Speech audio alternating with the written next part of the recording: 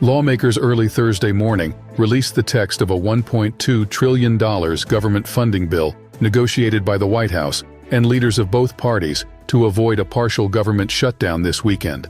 The spending deal, announced Tuesday, includes funding for the Departments of Homeland Security, Defense, State, Labor, Health and Human Services, and other parts of the government. Those federal agencies are scheduled to shut down on Saturday if the funding package is not passed by Friday night.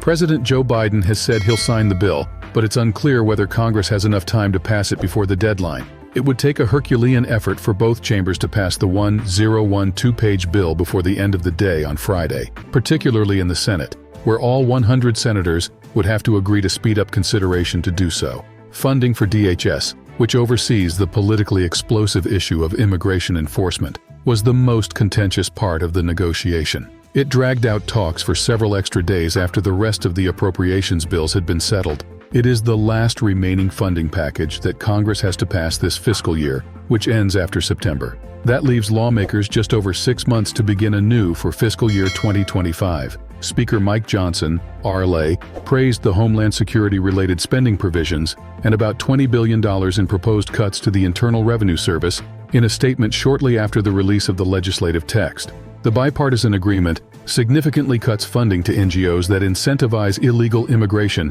and increases detention capacity and the number of Border Patrol agents to match levels in the House-passed appropriations bill and the Secure the Border Act, H.R. 2, Johnson said in a statement.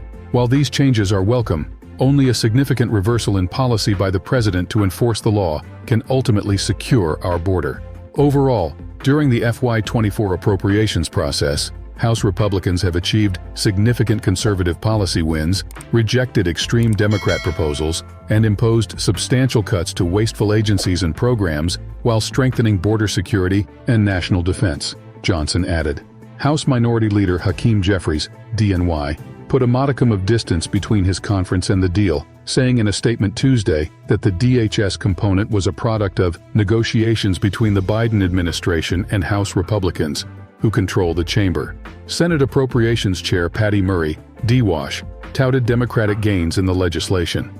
This package will give families some extra breathing room and help continue America's historic economic recovery, she said in a statement. I am proud to have secured $1 billion more to lower families' childcare costs and help them find pre-K, a critical investment to help tackle the childcare crisis that is holding families and our economy back.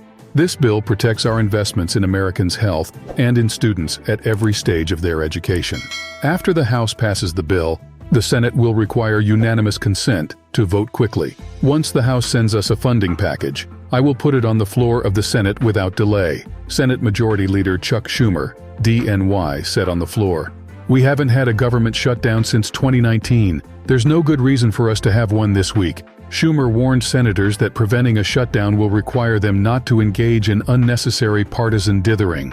Senate Minority Leader Mitch McConnell, RK, said, Congress has secured a path forward to fund the Department of Homeland Security, which will allow us to complete the fiscal year 2024 appropriations process in the coming days. As always, making headway depends on serious cooperation, he added.